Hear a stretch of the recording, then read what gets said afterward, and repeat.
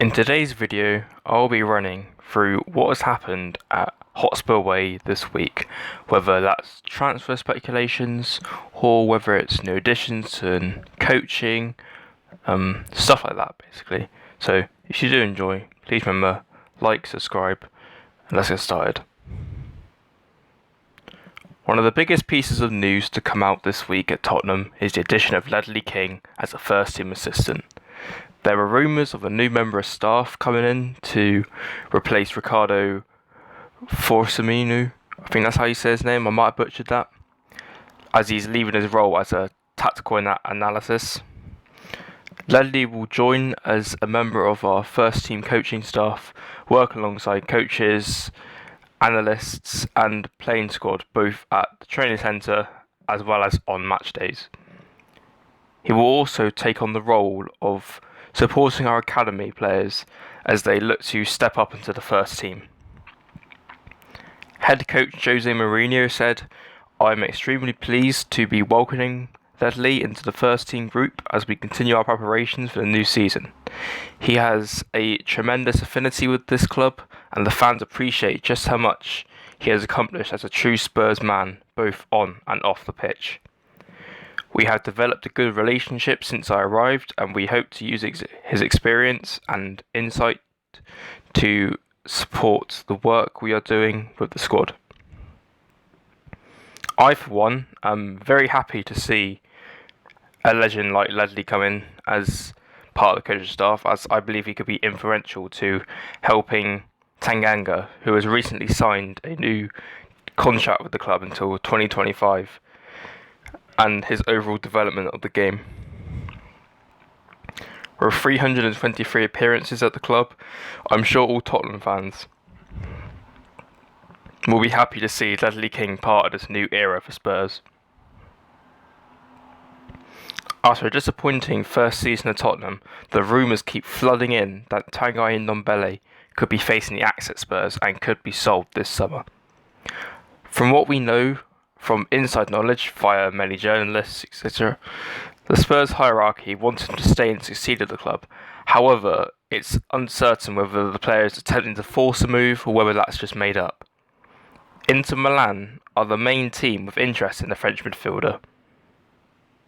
It's definitely no secret that there appears to be some form of a rift between the player and head coach Jose Mourinho, with the club record signing finding himself on the bench most games and not even making an appearance from there either.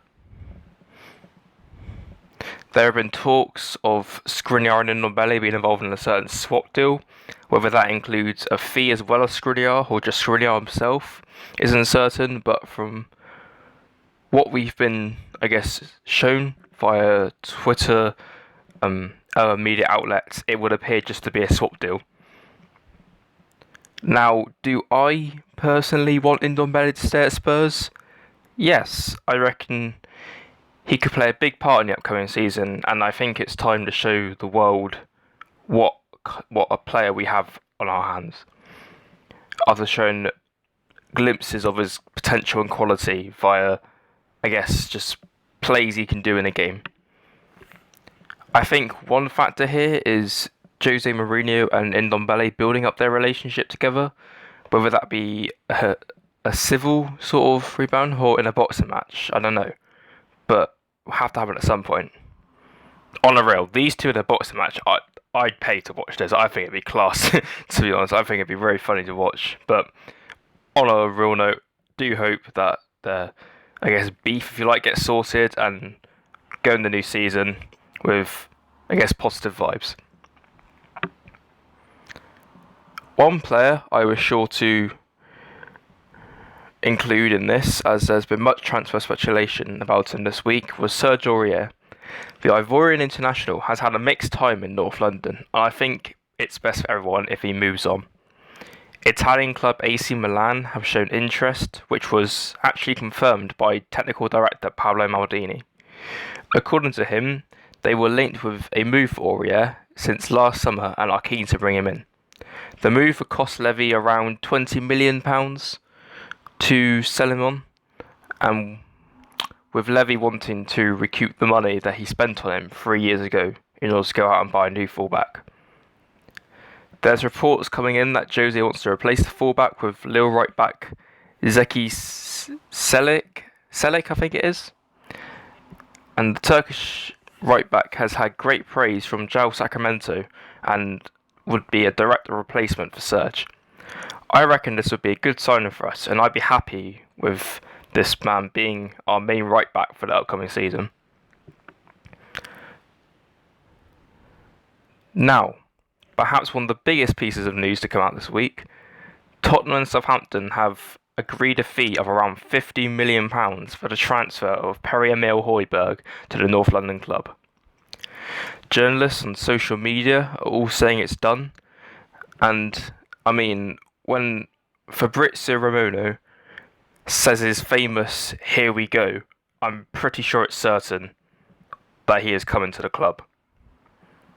The club have also agreed a sale of Kyle Walker-Peters, who spent last half of last season on loan at Southampton for a fee of around £12 million. I'm hoping Kyle can improve and continue doing well at the Saints, as I personally don't feel he would have, really developed under Jose Mourinho, as Jose's that type of manager, and I wish him the best if everything goes according to plan for him. With a fee of around 12 million for a sale, and with Højbjerg joining for around 15 million, you could say Levy technically brought in Højbjerg for around 3 million, and considering Southampton wanted 35 million for the Danish midfielder, it's a true Levy masterclass.